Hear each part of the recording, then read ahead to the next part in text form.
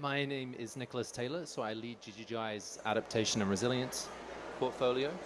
And I'm thrilled to welcome our speakers from 3 GGGI member countries who will be talking about different NAPs, different national adaptation planning processes at different stages. So the focus here is financing resilience and closing the adaptation gap across the global south. So a lot of the conversation this week and next week is going to be about a lot of NAPs are already completed or in the process of being finalized, and what are the new stages that we are now collectively looking at to have these NAPs financed and to turn them into implementable documents. So these are not documents, these are processes that we've always been told by UNFCCC, but what is next? So we're looking at these countries who are at different stages of NAP development, and we'll be having a soft launch also at the end of this event for Sri Lanka's National Adaptation Plan in our final segment.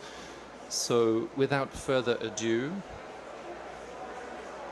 I would like to invite, in order of, I guess, the furthest east, but now it's furthest west, but from the Pacific, from Samoa, I'd like to invite Ms. Bernadette Amosa, who's the Principal Climate Change Officer at the Ministry of Natural Resources and Environment, Samoa. Please come and join me up on the stage.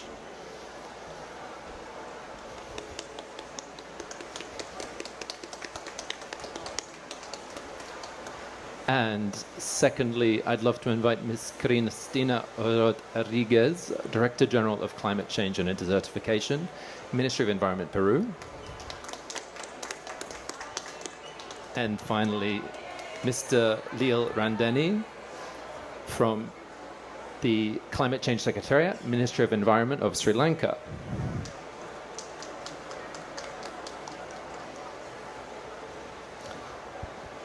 So we're going to have 3 sections to this event. The first will be looking at the different NAPs of these countries.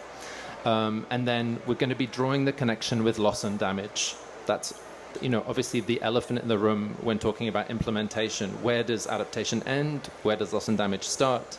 How do we bring financing that is coherent to both sets of considerations in a practical way? So we're going to start with the presentation from Bernadette to give us the perspective from Samoa. Over to you, Bernadette. Okay. Oh, is this close enough? Yeah, okay. Warm Pacific greetings, everyone, and talo falava. My name is Bernadette Amosa from the Government of Samoa, and it's a pleasure to be here to share some insights on our National Adaptation Plan. So for Samoa, we took a... Am I supposed to start? Yeah, okay, nice. So for Samoa, we took a very different but interesting approach to the development of our NAP. So instead of developing and starting from scratch, we brought together existing information and works that's already on the ground in Samoa to consolidate and shape our National Adaptation Plan, hence the NAP process. So for our NAP process, there's 2 phases to it. Phase 1 is the development of this very rapid but well-integrated NAP document. And within this NAP document, one of the core components was ensuring that the involvement of our stakeholders or our sectors in selecting and assessing priority actions that to them is most relevant and in light of adaptation in response to climate change. And then building onto that, phase 2 is all about grounding that NAP document within the community using what we call a community integrated management plan, or SIM plan. So this SIM plan is a blueprint of what the community wants and needs, and what they also deem in their own capacity feel is the most priority for them in light of climate resilience. And in regards to the finance aspect of it, like I mentioned before, the priority action. So the next key steps for Samoa is to develop a costed NAP investment plan and the update of our community integrated management plan. So both of these documents will complement each other, linking national priorities to ensuring that these actions that have been identified comes to life. So that's a brief summary of where we are now with our National Adaptation Plan. Unfortunately, we had wanted it to launch it here at this COP, but it's still in process to be approved by Cabinet, but it's done and completed. Again, very rapid but well-integrated NAP. Thanks, Bernadette. Wow, this is a really test of resilience, right? For the colleagues online, we have torrential rain and 30-plus degree heat here in Belém. Bernadette, so just before we move on, because we have a minute or so, so that process was very like a rapid process to develop the NAP. I think it was really in a record time. Did you, like, is it, what made it okay for us to do that in Samoa? Like, is it, like, what was the policy basis already in place? So like I mentioned before, Samoa has already done so many works in light of adaptation, and using those existing documents and information, along with the technical expertise from our partners such as GGI with the financial support of the UK FCDO, we were able to bring all these in together to shape the NAP that we currently have already developed. I think it was okay because at the same time we have in Samoa the groundworks has been laid out for climate change policies, and that's currently I would say it's very adequate and it aligns with the obligations that is set out for the NAP. Wonderful, Noah. So we're seeing a NAP process. We're seeing a NAP process which is coming along into a context where there's an extremely effective climate policy landscape in place.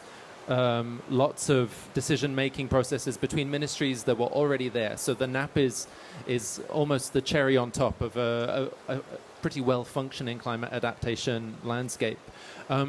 So we'll come back in the second round to talk about loss and damage. We'll hear more about Samoa in this case. So moving over to Christina.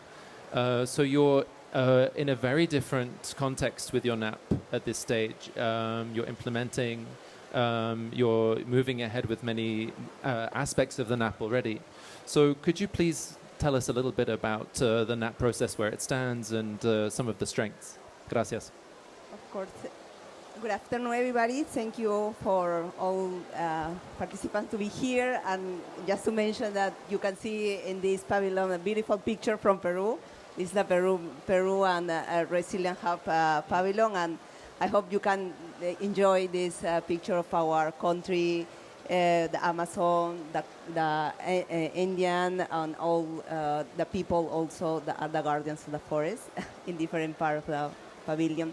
So, as you mentioned, we are in implementing phase of our NAP, and that is because we approved the NAP in 2021. And we were ready to do it because in the 2 or 3 years before, we consolidate our legal and institutional framework.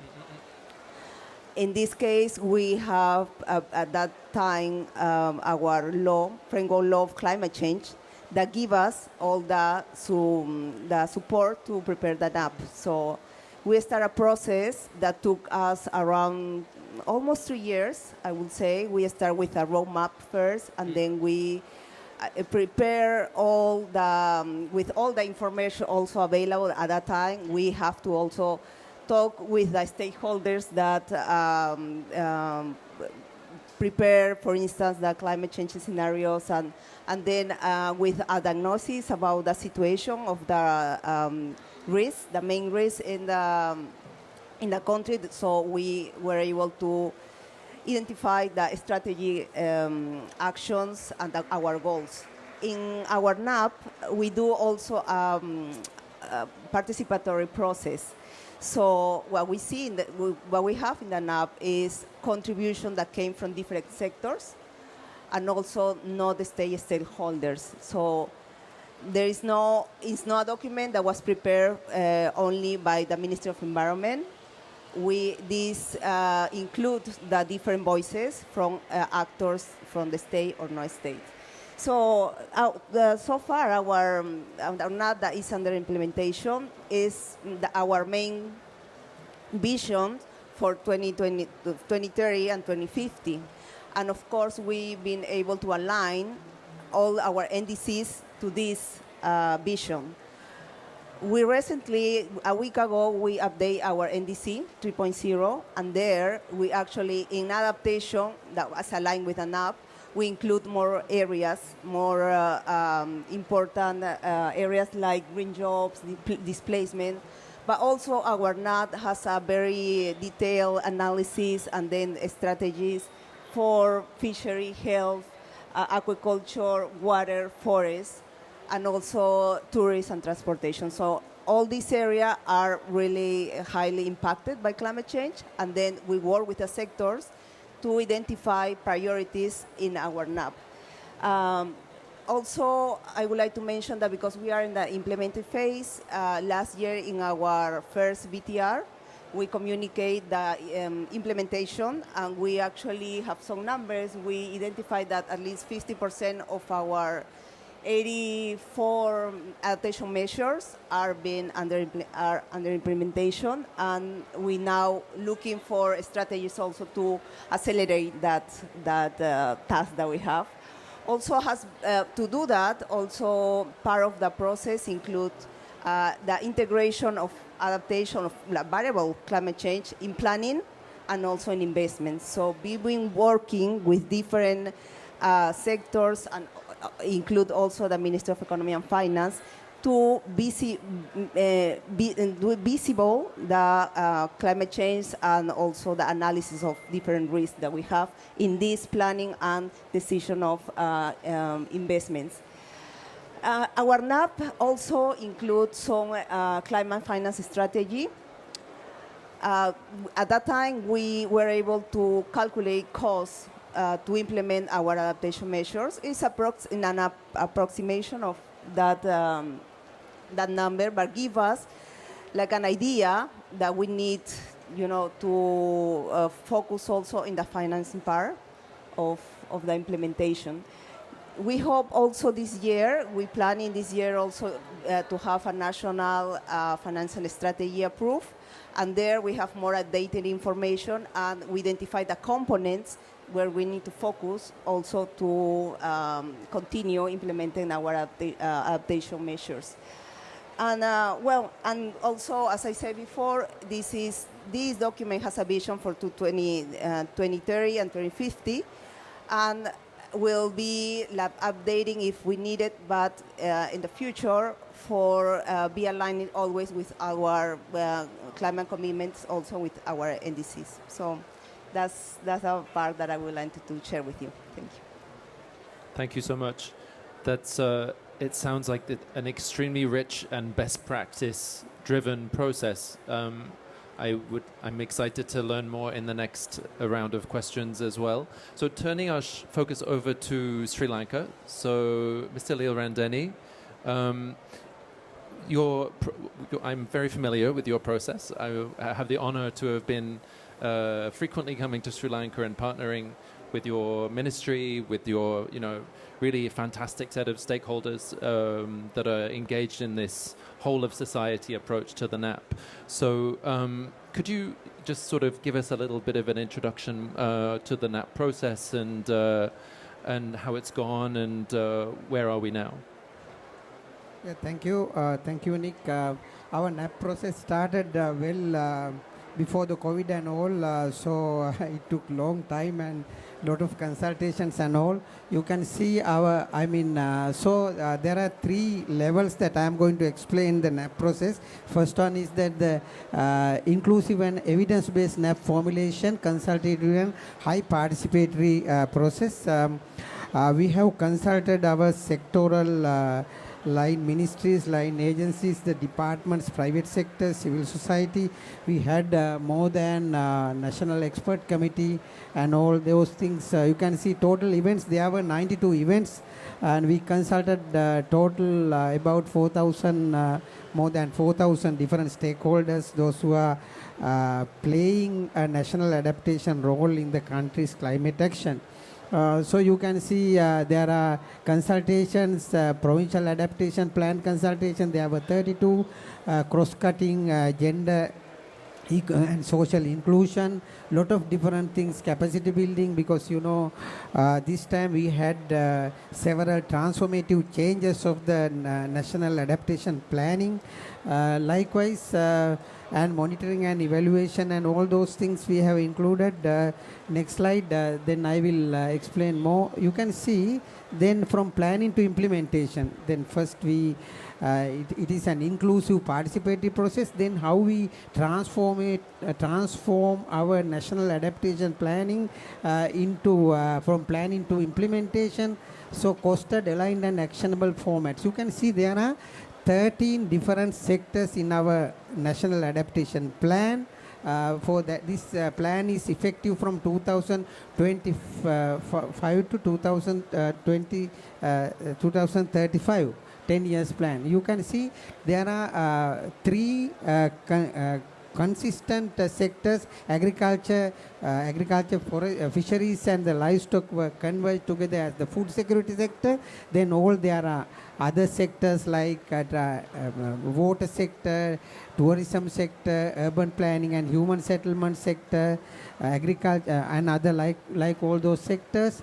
And there are some important mitigation sectors also. Because of their important core benefits, we have got that industries, energy and the transport. Likewise, there are 13 adaptation actions in the NDC 3.0 aligned, and so then each plan include, you can see these are the salient things that we have included: user-friendly risk dashboards, and with comprehensive mapping process, and adaptation strategies, key performance indicators and timelines, responsible agencies and indicative costs. That is how we have identified the different strategies and their different actions. Then in our country, there are sub-national level also. We have devolved our national adaptation action. We have 9 different provinces. So for each province, we have developed provincial adaptation plan. So then they were costed also. Then the likely indicative cost for each action was done. Then gender and social action plan. So then we want to include gender and other social groups, vulnerable groups, marginalized groups and all. So the monitoring and evaluation component also there. The next slide, Nick. Then final one. So then we convert our NAP into implementation level, plan into implementation, then how we finance in the resilience. So how we can build our national adaptation process into financing. You can see, so there are nice different development going on the Ministry of Finance. I mean, earlier there was a sustainable financing framework, but recently we got the cabinet approval for the national climate financing strategy. There are 12 different tools so that we can finance our adaptation, and at the same time NDCs also. You can see different things. So the financing adaptation through thematic bonds. So we are going to release, now the private banks started issuing green bonds, but very soon, we have made that process. So different tools so that there will be green bonds, blue bonds and sustainability bond also. So then we have prepared our NAP to be financed, NAP actions to be financed with this development. So the financing framework define indicative investment envelopes and priority pipelines, and linked to National Adaptation Fund also. We had National Climate Fund. So that was solely developed for carbon footprint reduction and the mitigation sectors. So now with this national adaptation planning second generation, we are going to develop a national adaptation financing fund also, then mechanisms, the thematic bond, blended finance, provincial integration, and the position of Sri Lanka to move from planning, implementation and investment. Ultimately, we will have a bankable national adaptation plan with priority projects identified to enhance the resilience of our communities. So thank you very much. Yeah. Thank you very much, Mr. Randeni. So this is NAP 2. So this is Sri Lanka's second NAP. You can see it's really the full bells and whistles NAP. It's the provincial level planning, it's the national level financing vehicle, it is multiple sectors, and as you saw, really a huge number of consultations. I just want to go back to that slide, if I can. So, you know, there's a lot of discussion around, so we did a rapid process in Samoa because there was already lots of national processes that had been led, and I think the second phase will be a little bit more like this, right? Because we'll be doing community level planning. But in this case, I think it's also about saying there's no getting around it. You can't just not have the conversations. You have to sit in the room, do the work. It is a lot of years. It is a lot of heavy engagement and commitment. And I congratulate you for almost being over the line. I know it's been a huge task, and but I'm excited for the implementation phase. All right, so our second round. So I know we're trying to cover a lot of different topics. We're covering NAPs, we're covering financing and implementation of NAPs, but also loss and damage. So I'd like to go back to Samoa. And so you've been working also on national frameworks for loss and damage. Could you tell us a little bit more about that work and how you see the connectivity between the loss and damage issues and needs and the National Adaptation Plan or the adaptation policies and processes overall? Thanks. Oh, of course. I would say Samoa is very proactive with its works in regards to loss and damage. I think for Samoa, what we really want to do right now with loss and damage is to not wait around until the fund to respond to loss and damage is ready. We want to be ready when it does come around. And we're also very fortunate with the financial assistance that we have received from our donor partners. We were able to establish a local loss and damage fund, or the Samoa Loss and Damage Fund, with a seed money from the New Zealand Ministry of Foreign Affairs. And on top of that, we were able to develop a loss and damage policy framework with the support from, of course, GGGI and the UK FCDO. So in this loss and damage policy framework, we've identified an eligibility criteria of activities that our fund will look at funding in regards to loss and damage.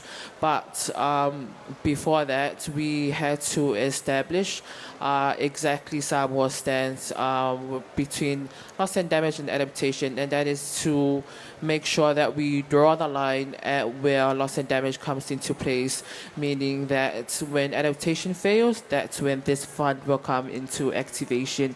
And that was something that, for some reason, although it sounds very minor and simple, it took a while for us to really lay it on the ground. So with this loss and damage policy framework, we want to ensure that the institution is there so that when, again, the FRLD does come into place, we already have established these mechanisms or modalities to disperse to whoever in the community requires it when loss and damage does come into place. Yeah. Thanks, Bernadette. Just a quick follow-up. So, how do you see the linkage between with the adaptation plan? What do you see as the potential there between the fund that you're setting up on the national level and then the community level planning you mentioned? Could you speak a bit more about that? Sure. in the linkages to adaptation from L&D, I think the NAP has an opportunity or is critical to ensuring that there is some buffer that we are able to protect our people from before it exacerbates to the level or the intensity that is loss and damage. And I think the potential there is to ensure that these two areas complement each other without overstepping or crossing the border that confuses our people. I think in Samoa, loss and damage, although it's now being put into action, there's still quite a lot of conflicts or hesitation into exactly what loss and damage is defined at the community level, and that is something that we are trying to clear out because, as you can tell, it's taking a while as well for me to process that as well. But it's definitely a work in progress, and hopefully by the time that everything does come into place or when everything is being asked from this particular work, we have already cleared the floor for that. Sorry, another follow-up. Could you just, because for me the SIM plans are super interesting as a connector point. I don't know, could you tell us a little bit more about those plans? Because I feel like it's a great example for other countries. Okay, sure. So the community integrated management plans, these are blueprints of, like I mentioned in the first session, they're blueprints of what each district within Samoa wants or they believe is their priority actions for climate resilience. So it was a national-wide survey that was carried out within each district, and from there the communities have identified, okay, this is what we want for our priority. We want a seawall. So each of these, it goes from a district level to a village level. So it has been a while now. I think it was done in 2018. So with this SNAP, we aim to update these team plans and have them reviewed to see where the community stances in regards to priorities of climate resilience is at the moment. So yeah, that's the whole idea for phase 2 of our NAP process, is to have these priority actions grounded within the community levels for the community. Thank you. And then I think integrate the loss and damage and adaptation considerations right where the demand is, right? Yeah, no, I'm very excited to understand more about how that will work. Same. No, thank you. And Christina, over to you. Could tell us a little bit more about where the conversation is on loss and damage in Peru and how you see the pieces fitting together between adaptation, the adaptation plan that is obviously extremely innovative, and the requests and the need for new frameworks and strategies for loss and damage. Well, thank you for the question, and I will say that it's important to discuss this topic, especially right now.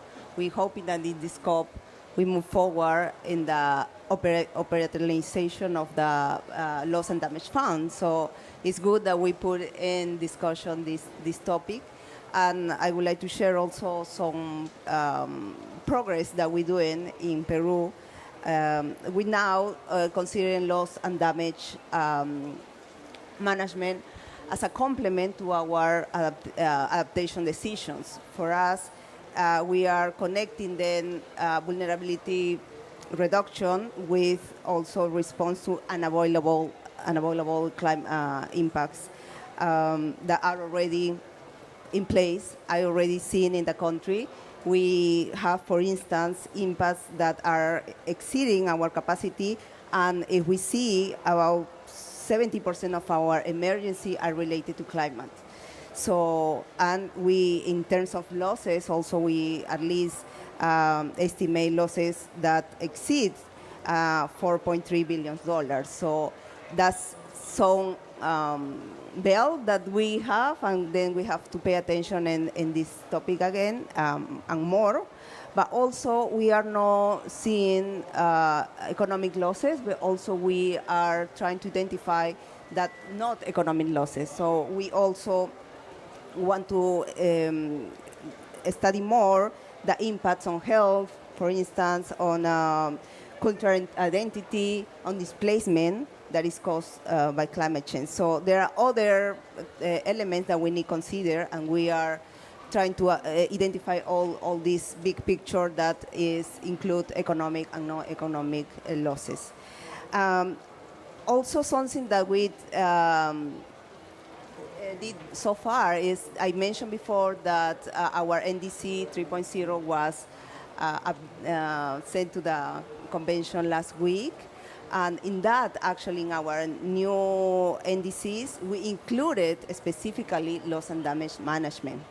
So that's part of our climate compromise now. Especially, we are now preparing a roadmap about loss and damage management. And we compromise in our NDC that by 2030, we're going to be implemented the roadmap and having concrete results for 2035. So that's part of our discussion now. In this process that we identify some strategic objectives and some pillars, and I would like to share that also as an objective for us is strengthening resilience against irreversible impacts, promoting climate justice, and facilitating access to international financial mechanisms. Of course, the first one and the one that is we think is close to be implemented, the loss and damage fund. And in the pillars, we identify avoiding risk, minimizing impacts, and also addressing residual impacts with financial instruments. And for us, the priority also are people and biodiversity. So we also focus on people and the impact on ecosystem and biodiversity. So we are working now on that. We, of course, want to do as part of our process always to do a participatory call, so we can receive contribution from sectors, the one that are more vulnerable, and also from people. We in Peru we have a very strong governance. The Ministry of Environment is the authority, but according to the law that we have, also sectors and subnational governments are authorities in adaptation. And along with this, also we have at least 3 important governance spaces. Our high-level climate change commissions, where all the sectors are part and take the decision and also approve, for instance, the NDC. We have a national commission on climate change, where we have the participation of stakeholders and non-stakeholders. Plus, we also have a platform for indigenous populations. So when we prepare these discussions, NAP or NDCs, or now our loss and damage roadmap, we always go to these 3 important spaces that work already, and with them we also receive contributions to have a document and a vision that really prioritize the voices of all stakeholders. So that's hopefully next year, in the next COP, we can give you the results of these processes and how we really want to tackle the loss and damage that we're suffering already. Thank you. Again, this seems like very best practice, having those reference groups. It's really very inspiring. Can I just ask you a follow-up? So you say you're going to do a roadmap for loss and damage. That sounds like it'll be a way for you to institutionalize practice alongside the NDC and the NAP. How do you, I don't know, so I see you sitting, leading climate change for Peru within the ministry. How do you play these different policy tools? How do you manage them with, would you say you have the same reference group of stakeholders for each one? So how do you keep each conversation moving in parallel? I don't know, I'm just interested. Well, the important thing is that we have these spaces, and they've been working since we approved the law in 2018, around 2020, 2001. All these groups start they were installed, and they have plans for every year. And of course, we sometimes there is changes in the government, and we need to update the new authorities. But I think because it's already something that has bring results and important decisions, I think now we have these authorities and sectors that respond to that. So take some patience, but also it's like continue working with all the sectors. Part of that also at the beginning we did a lot of capacity building, and because we have this space in the National Commission where we have not the state stakeholders. So that helped us because in that case we have the voices of the private sector, women's, young people. We have voices of indigenous population too. So they actually are forced us sometimes to continue and do more more challenge us all the time, and that's good because then they help us to move the agenda more. So it's important to have an institutional framework for these spaces. It's something formal. They're creating by law and by specific official decrees in some cases. So that's important to have that basis and then start working with them according to the needs and their priorities. We need to always listen what they want to prioritize, what they want to put more effort first, and that's part of it's like negotiation, right? But and then I think we have good results so far, and they show all the time that they want also commit to contribute to this effort of climate actions. Fantastic, thank you. So much knowledge there. I have to buy you lunch to ask more questions. So moving back to Sri Lanka, Mr. Randelli, what is the status of the loss and damage discussion in Sri Lanka, and how is that going to? Maybe it's still up for discussion, but how do you see these pieces slotting together or being complementary in Sri Lanka as you go into the implementation of the NAP that you just described? Yeah, what happened is that our experience in Sri Lanka is that climate-induced disasters are becoming more prevalent, several folds increase. Our rainfall pattern changed mostly from monsoons and inter-monsoon to cyclonic surges. So we experienced a huge cyclonic surge in the last year, November, had a devastating loss to our agriculture lives and livelihoods. So likewise, prolonged droughts in our dry zone mainly affected badly to our food security and all.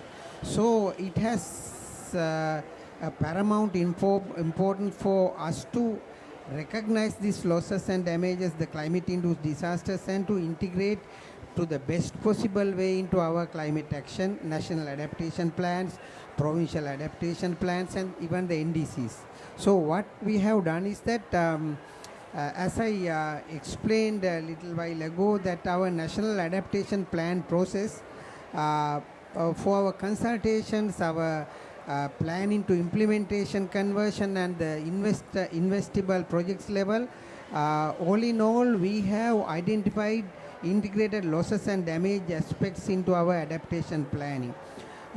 We believe that what is most needed is that proactive, preventive adaptation planning is the first step to address losses and damages. So by that we can address the losses and damages to the best possible way, subjected to the available resources to us. So we prepared our adaptation sectors to identify updated information, data collection and all. we trained our stakeholders and well-focused, reliable, valid data so that we can capture the losses and damages, the gaps to proactive adaptation planning so that we can collect well-focused, reliable data so that we can go for anticipatory action. Like last mile climate information, hydromet and agromet information, likewise to prepare our and co-produce climate information into the well focused into our livelihoods and the people who are in the last mile stage, likewise, because to come up with more vibrant, more focused solutions to our adaptation planning. On the other hand, not only that, integration into policies and planning on that way. All in all, our adaptation planning, at the same time, we have revisited our institutional setup also. You know, under the Ministry of Defense, we have identified most important, most close institutions like Sri Lanka Meteorological Department, Sri Lanka National Building Organization, and our National Disaster Management Center, National Disaster Relief Center, all the things, and we are working very closely, the Climate Change Secretariat very closely working with them because we prepared, you know, our NDCs, we identify first NDCs to make a national stock take into all the sectors. They are loss and damage stock taking for all the sectors. Their preparedness, their vulnerabilities, risk assessment, the effective solutions, likewise. So that is there. Then risk transfer mechanisms and all. And adaptation planning, what we have done is that adaptation planning is medium and long term. NDCs are short term and also medium term. So then what we have done is that we integrated those losses and damage aspect to explain. If our adaptation planning is not well focused to the country's losses and risk, and we had earlier vulnerability profiles and all, with support from the development partners, we integrated into risk assessments and all. So we integrated, and for our second generation National Adaptation Plan, capture these losses and damages into to the maximum possible way. Losses and damages will happen, but our adaptation plan is more transformative and more proactive. We, to the best possible, we capture, we internalize into our planning. Thank you, Mr. Andeni. So I would like to pause there. So we have a few minutes on this. So we've gone on a journey through a lot of different countries, a lot of approaches, and we're thinking about that connectivity, right, between adaptation. So we're implementing our NAPs, right? This is the year of NAP implementation. The SIDS and LDCs have, for the most part, handed in their NAPs, for the most part, and we're moving to implementation. But that we're hearing different stories around the integration of loss and damage. I just wanted to open, so we will be doing the soft launch of Sri Lanka, so we'll be delving more into the Sri Lanka case very shortly, but I just wanted to open for one question from the floor, if there were any burning questions. Gentleman at the back, you were so quick. Yes. Yeah. My name is Kosivia Desu. I'm working for the Global Network for Disaster Reduction. Thanks so much for your presentation. If the moderator can help me, I can ask two but short questions, please. So my first question is for my sister from Samoa. How practical the participatory approach you described is on the ground? How do you practically implement it? And my second comment is, I haven't heard what you've said here, adaptation, loss, and damage, and knowing that these are not the priority of this COP, which we are calling the COP of action, how you, from the government, how are you really making sure that this adaptation and loss and damage, which I understand become a very critical topic in your countries, how do you make sure that the COP take it into consideration? Because again, let us be careful. If we all focus on NDCs, meaning mitigation, we are losing our area of interest. So how are you working hard to make sure that these two topics are not less valued in this COP? Thank you. Yeah, thank you very much for that question. I think in regards to practicality with the implementation of loss and damage for Samoa, there is quite a very strong partnership and collaboration between the different sectors, including the Disaster Management Office and their input with our loss and damage. Because during the development of our policy framework, that was one of the key technical offices that we ensured to be very heavily involved within the development policy framework, for the very core reason that a lot of beliefs or within the national circumstance that loss and damage is an area of disaster management. So what we did was to ensure that the holistic approach is there from all sectors, particularly the ones that we deem to be the that carries heavily the outcomes of what we deem to call loss and damage. And in regards to your comments on how we to ensure that loss and damage and adaptation is being carried out within this COP, although it's not a priority. I think from the perspective of ACIDS and within AOSIS, bringing up these particular topics within the thematic areas, particularly with our coordinators, is key to ensuring that these topics are not diluted and they are very much involved. I know that NDC is always the core focus within COPs, but I do assure that within our spaces, these topics are not pushed aside. They're very much still included. It's just that perspectives from different sides do tend to take over.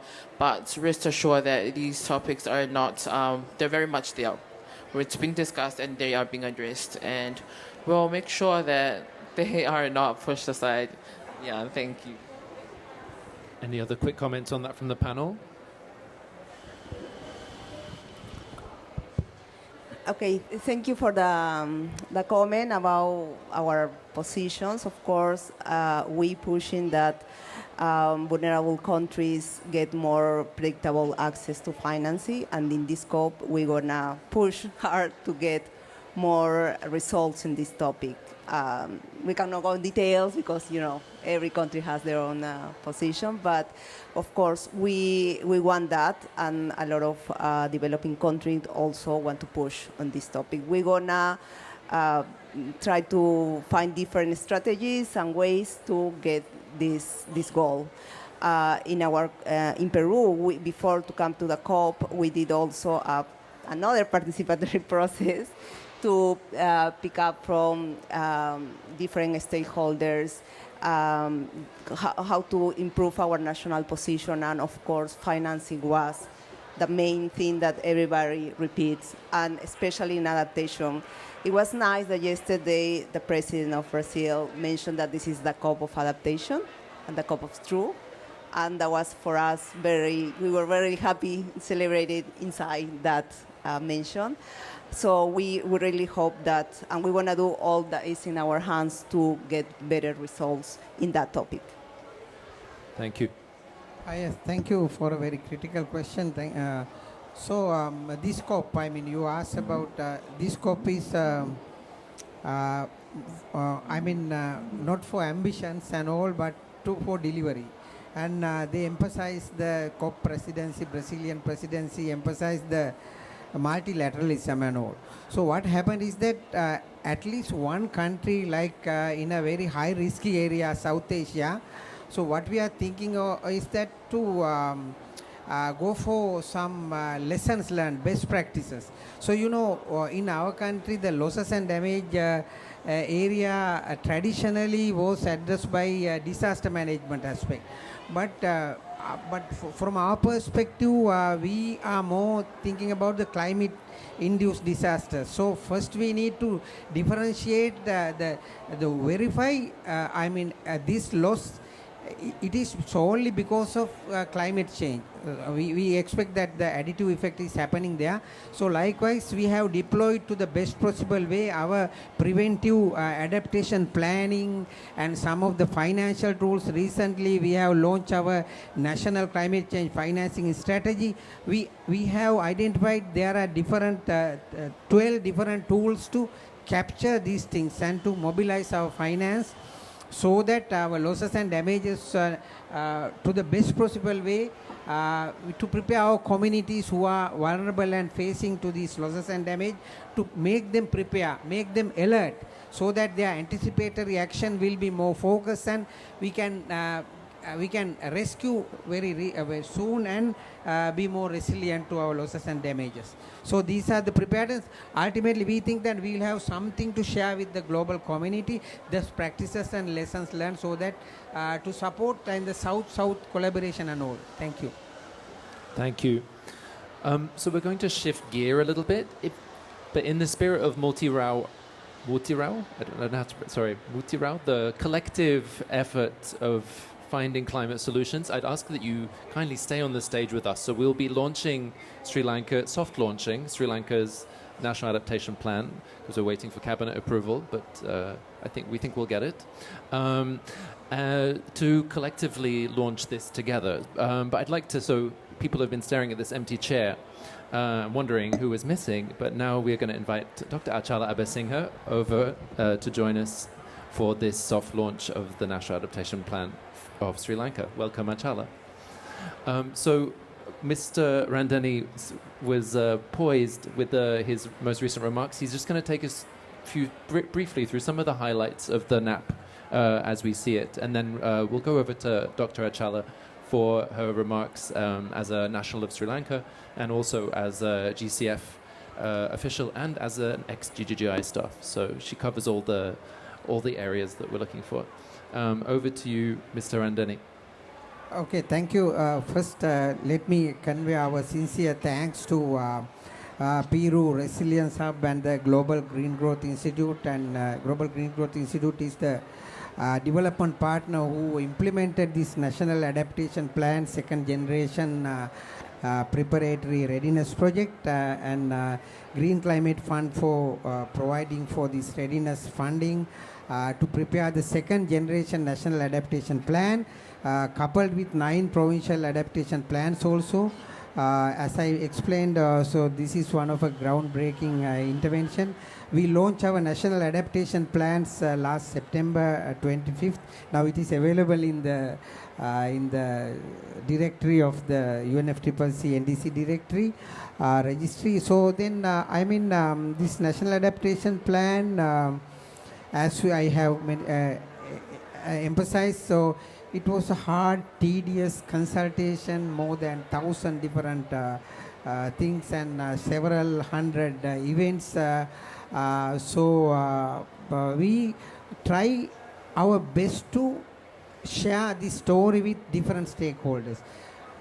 Our purpose is to provide ownership, give ownership to different stakeholders, government counterparts, different sectors. There are 9 adaptation sectors and the loss and damage sector and the core benefit sectors, transport, industry and energy sectors likewise, and the civil societies, indigenous people and local communities and other vulnerable groups. So we took little more time to consultations, then validations ultimately. So we have prepared our consultants, they prepared this draft, and we went several rounds of validation, private sector and the civil societies and the Chamber of Commerce and the stakeholders. So ultimately now this is a soft launch because we tried our best to get the cabinet approval. I did most of the things before leaving Sri Lanka for this COP, but that is in that stage. So thank you. Once after going back, we are one of a pioneering country in the South Asia to have a NAP. Even before signing the Paris Agreement, we had the National Adaptation Strategy. So this is the second generation. Ultimately what is the National Adaptation Plan is that we developed our National Adaptation Plan as an inclusive process, most participatory process, and at the same time it is a bankable thing. It has costed and also integrated into National Adaptation Plan and the Climate Prosperity Plan also. It is being prepared.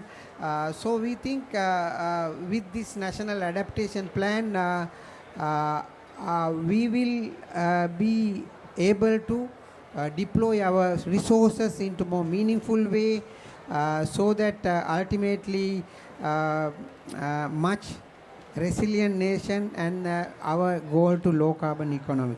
So let me thank again this make opportunity because we got support from the Green Climate Fund and the Global Green Growth Institute and lot of different stakeholders to make this effort. And very soon that will be available in our web, and we'll submit in the UNFCCC also. Thank you. Thank you, Mr. Randeni. So I'd love to pass the mic, although she has her own mic, over to a good friend and colleague at Achala. I don't know, you've seen this NAP from beginning to end as well. You've shifted roles from development partner to the GCF side. So I don't know, and also you're a national of Sri Lanka. Tell us about your feelings about this NAP. Thank you, Nick. I have 4 things to say. First of all, I'm very proud and honored to be here. Nick, you stole my line when you introduced me as... I'm first of all very proud to be a daughter of Sri Lanka, right? So very happy to be here. Second, I was part of GGGI. I was the director for Asia and head of programs when the project started to being implemented. So I worked with the Sri Lankan team and Nick and his team very closely with the Sri Lankan government under their guidance and leadership to get the project going and deliver what the government has now delivered. And the third thing, I am now leading the GCF work on national adaptation plans, the readiness support, and all related to the GCF support to the countries like Sri Lanka. So 3-way connection here, and very happy and very proud. That's the first thing I wanted to say. The second thing is the Sri Lankan NAP is an absolute exemplary way forward for countries to think how to do a national adaptation plan, going beyond the top-down national level to bring the planning process to provinces. And it has this amazing 9 provincial plans, as well as it has a very strong and convincing governance model through provincial adaptation committees, as well as the way to govern the work. So it's not just a planning document. It doesn't stay at the planning stage. It has a governance mechanism to implement. And the third, not by just stopping at a technically sound plan, but actually making it financially viable. And this itself is a very, very important piece of work, because most of the national adaptation plans that we see stay at the planning level. So bringing the next stage to it, to work with the provinces through the government leadership to bring not only the international finance, but also the government's own country's own finance, but also think innovatively to bring other innovative financial sources. It is exemplary. So that's the second thing I want to say. And also a very good participatory approach in developing the plan itself and the provincial plans themselves. tomorrow I'm going to speak at another event on national adaptation plans and work with the least developed countries expert group who have developed updated guidelines for national adaptation plans. And this one is going to be mentioned as one of the examples for the countries to look at. So very, very well done to Sri Lanka.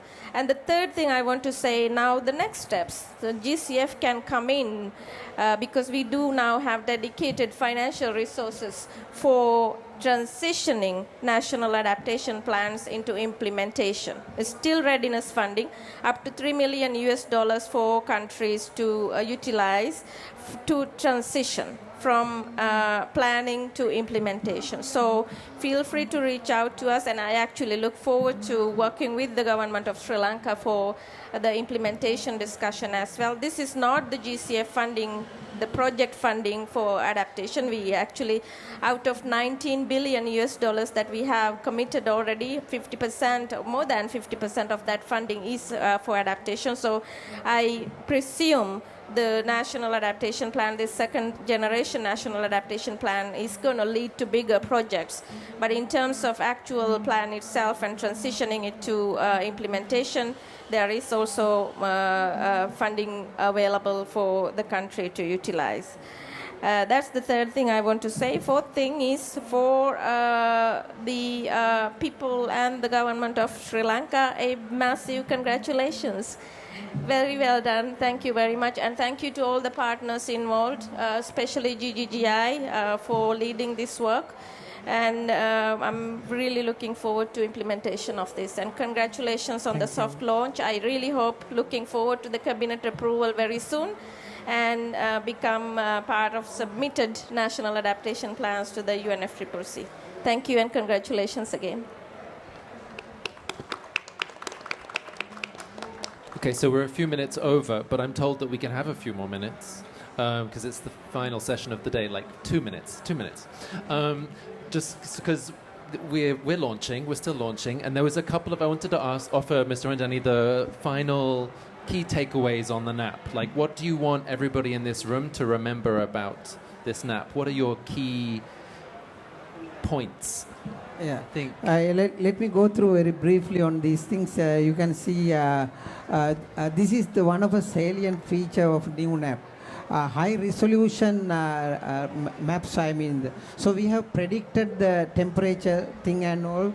You know, in our areas, the precipitation, the rainfall are more critical.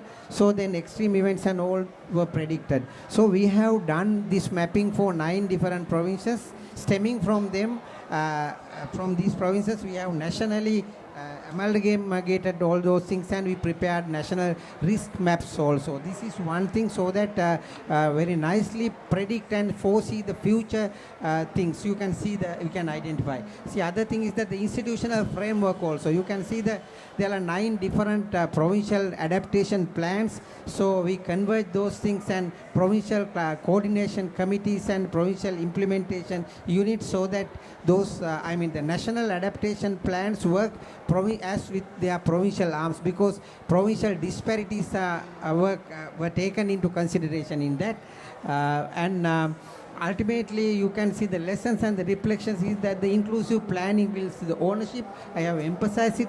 So the data means data levels we have developed, evidence-based decision making and planning. Finally, financial drives implementation. So that is the deliverables ultimately. So ultimately, we will be able to implementable projects, so that rather than going for just talking on ambitions. Thank you. Thank you. So for me, this is the poem. This is almost a haiku of how to make a NAP work. So also my congratulations to the government of Sri Lanka. Thank you, everybody, for joining this panel, for spending the time with us, and for collectively launching this NAP together. It's really been an honor to chair this panel, and have a wonderful evening, everybody. Thank you.